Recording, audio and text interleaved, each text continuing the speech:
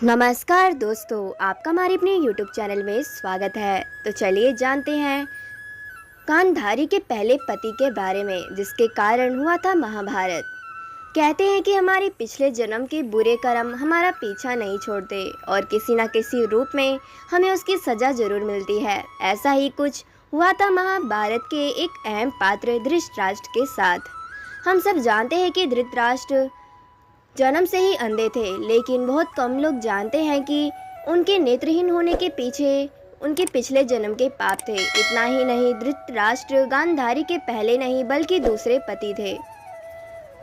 कहा जाता है कि अपने पिछले जन्म में धृतराष्ट्र एक राजा था जो बहुत ही ज्यादा अत्याचारी और दुष्ट था। एक दिन राजा अपने सैनिकों के साथ जंगल में शिकार के लिए गया था। जब शिकार करके वह थक गया तो एक वृक्ष के नीचे आराम करने के लिए बैठ गया। उसी वृक्ष के समीप एक तालाब में हंस अपने बच्चों के साथ तैर रहा था। राजा को उस हंस की खुशी देखी नहीं गई और उसने अपने सैनिकों को आदेश दिया कि वह फौरन ही उस हंस की आंखें फोड़ दे और उसके बच्चों को भी मार डाले। राजा की आज्ञा का पालन कर उसके सैनिकों ने बड़ी ही बेरहमी से उस हंस की आंखें फोड़ दी और उसके बच्चों को भी मार डाला। अपने इसी पाप के कारण उस राजा ने अपना अगला जन्म धृतराष्ट्र के रूप में लिया और जन्म से ही वह नेत्रहीन पैदा हुआ।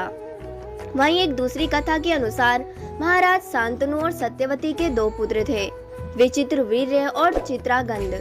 चित्रागंध बहुत ही कम आयु में युद्ध में मारे गए थे, जिसके पश्चात भीष्म पितामह ने विचित्रवीर्य का विवाह काशी की राजकुमारी अंबिका और अंबालिका से करा दिया था। विवाह के कुछ समय बाद ही विचित्रवीर्य की तबीयत खराब रहने लगी। लंबे समय तक बीमारी से जूझने के बाद उन्होंने भी दम तोड़ दिया। अब सत्यवती के सामने प्रश्न खड़ा हो गया कि आखिर उसका वंश आगे कैसे बढ़ेगा और सारा राजपाट कौन संभालेगा। सत्यवती महर्षि वेदव्यास के पास अपनी समस्या लेकर गई। उसकी व्यथा सुनकर महर्षि उसकी सहायता हेतु तैयार हो गए, जिसके बाद उनकी दिव्य शक्ति से अंबिका और अंबालिका दोनों को दो पुत्र हुए। कहते हैं कि जब वेदव्यास अंबिका और अंबालिका को अपनी दिव्य शक्ति प्रदान कर रहे थे तो अंबिका ने उनके डर से अपनी आंखें बंद कर ली थी, इसीलिए उसकी संतान यानी धृतराष्ट्र नेत्रहीन पैदा हुए।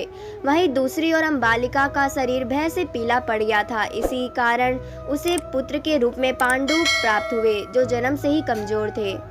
गांधार नरेश सुबाला की पुत्री गांधारी से धृतराष्ट्र का विवाह हुआ था। माना जाता है कि जब गांधारी को पता चला कि उसका पति नेत्रहीन है तो पत्नी धर्म निभाते हुए उसने भी अपनी आंखों पर पट्टी बांध ली और आखिर रहते हुए भी आजीवन नेत्रहीन बनी रही। गांधारी और धृतराष्ट्र के 100 पुत्र और एक पुत्री हुई।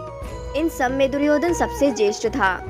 हम सब जानते हैं कि महाभारत का भीषण युद्ध पांडवों और कौरवों के बीच हस्तिनापुर के राजपाट को लेकर उनके बीच बिगड़ते रिश्तों की वजह से हुआ था।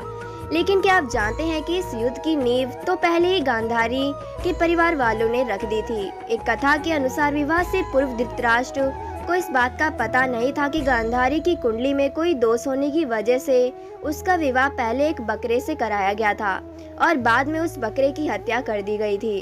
कहते हैं कि जब धृतराष्ट्र को इस बारे में पता चला तो वह बहुत क्रोधित हुआ। उसने राजा सुबाला और उसके सभी 100 पुत्रों को बंदी बना लिया और उन्हें कारागार में डाल दिया। धृतराष्ट्र ने उन्हें कारागार में तरह तरह की यातनाएं भी दी। वह उन्हें खाने को नहीं देता, जब देता तो केवल एक मुट्ठी चावल। भूख से तड़प कर एक एक करके सभी पुत्रों की मृत्यु हो गई, लेकिन उसका सबसे छोटा पुत्र शकुनी भी अभी जीवित था। ऐसा इसलिए क्योंकि धृतराष्ट्र द्वारा दिया हुआ एक मुट्ठी चावल सुबाला अपने पुत्र शकुनी को खिला देता था ताकि वह जिंदा रह सके और इस कष्ट का बदला ले सके।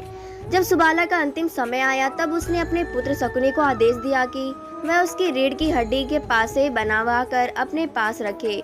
अपनी अंतिम इच्छा के रूप में सुबाला ने धृतराष्ट्र से शकुनी की रिहाई मांगी, जो उसने स्वीकार कर ली थी। बाद में शकुनी ने धीरे धीरे कौरवों और पांडवों के बीच में दरार पैदा की और जब उनके बीच जुए का खेल हो रहा था तब उसने सुबाला की रीढ़ की हड्डी का बना पासा ही इस्तेमाल किया था।